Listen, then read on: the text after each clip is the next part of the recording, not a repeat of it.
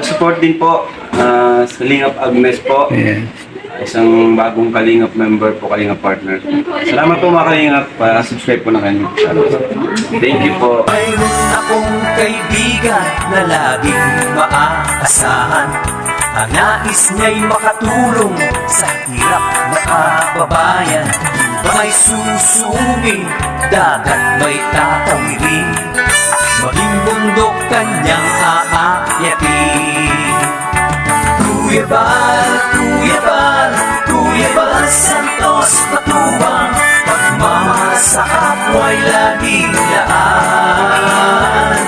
Handa laging iabot ang kanyang mga kamay upang tumulong sa nangangailangan.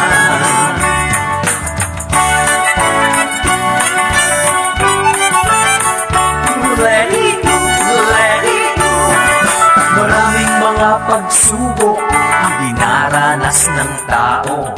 Pag yun ang problema, mapagpalang hapon po mga kalingap. Andito po tayo sa bahay ni Nanay Angelina. Ayan, si Nanay Lina po. Nabutan na naman namin na parang umiyak ata to. Kasi inano naman ng ano niya bayaw kagabi. Inaway. Inano ka, Nay? Ni Spirit John? Ayan mga kalingap, nagsumbong po si nanay na inaapi siya ng kanyang bayaw. Kinuha ko lang po yung audio kasi may nag-videoke po sa kabilang bahay. Ayan, para hindi tayo ma-copyright. Ayan. Si Nanay Angelina po at si Magdalena ay naiiba sa kanilang magkakapatid. Kasi ang height po nila ay 3 feet pahigit lang. Mula nung mamatay ang kanilang kapatid, umukupkup sa kanila, ay minamaltrato na sila ng kanilang bayaw. Sabi ko isumbong sa kapitan, ayaw naman niya magsumbong. Mabuti na lang at may kapatid po silang tumulong na maipagawa yung kanilang bahay since may nabigay po na relocation site para sa kanila. Sabi ni Nanay Lina habang hindi pa natatapos ang kanilang bahay, doon muna siya makitira sa isa niyang kapatid dahil takot na daw siya sa kanyang bayaw. Sabi ko mas mabuti yon para makaiwas sa pang-aapi ng kanyang bayaw. Hindi na siguro sila apihin pag may sarili na silang bahay. Sabi ni Nanay Lina, kung buhay lang sana yung kapatid, nakakatandang kapatid nila, hindi siya apihin ng ganyan. Mabuti na lang, may isa pa siyang kapatid kahit may pamilya na at nasa malayo, ay tumutulong pa rin sa pagpapatayo sa kanilang bagong bahay. Dahil naawa po sa kanilang sitwasyon na nakitira sa kanilang bayaw. Ito na po ang bagong bahay nila na pinagawa ng kanilang kapatid. Ayan. Ayan, Nay. Ito po, Nay. Ibigay po tayo. Ito po, Nay. Tanggapin mo, Nay. Groceries po yan. May gatas, asukal, kape, noodles at tinapa. Ayan. Galing yan kay Ate Mighty Ini. Ito po, Nay. Ito kay Ate Christy. Ayan. Bigas galing kay Ate Christy.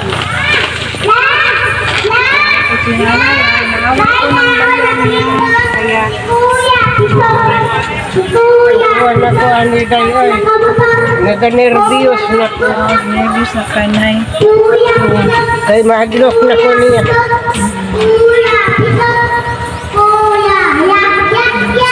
Iyak si nanay kasi inaway ng bayaw. Kain kay siya ay dayon pangasi. Mamaya na doon ka na matulog sa kapatid mo. Hatid ka ni Magding. Doon lang nakatira kapatid mo sa baba. Ambot asara ako mo itong liphatod ko sa buwan. Buwan ko kani. Sinina ako. So si Ay hindi ko kadala. si ano na lang ito titira sa bahay mo si Magding na lang. Ambot, isubot mo ka ko iksuran niya.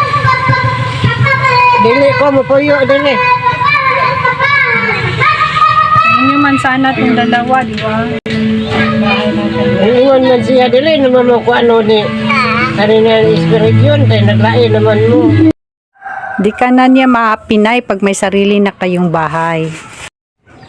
Ayan, malawak po ang relocation site po na binigay ng government para doon po sa mga pamilyang naapektuhan po ng lindol at ng baha dito sa Malalag. Ayan, napakalawak po. At naumpisahan na rin yung bahay ni Nanay Lina at Nanay Magding. Ayan po ang dating temporary po nilang tinutuluyan. Ayan, kasama ko po yung anak ko. Ayan, sa pagpunta sa kina Nanay Magding. Kinay din na kami magtatagan, paalam na kami pansamantala. At may pupuntahan pa po kami. Kaya ingat ka po dito, Nay. Ayan. Maraming salamat po, Ate Mighty Imi sa pag-groceries at Ate Christy sa pabigas. Ayan, thank you po sa lahat. Ayan, God bless. Ayan ang aking driver, si Jamila. Laging maaasahan. Ang nais niya'y makatulong sa hirap na kababayan. Ba may susumi, dagat may tatawirin, maging bundok kanyang aakyatin. Kuya Bal, Kuya Bal, Kuya Bal Santos Matubang, pagmamahal sa kapwa'y laging laan. Handa laging iabot ang kanyang mga kamay upang tumulong sa nangangailangan.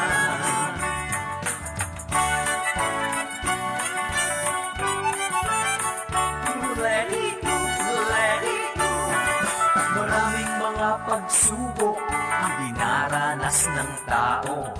Bagyo ng problema, salat sa pinansyal, pagkalinga at pagtulong sa kapwa'y ating isulong.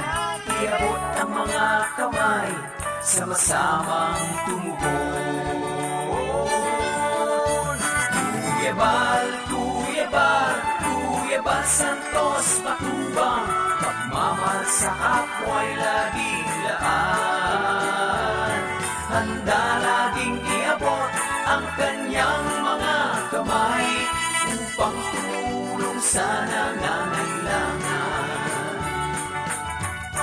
Let it go, let it go. Titiwala sa Diyos ang kanyang adhikain, dalangin pag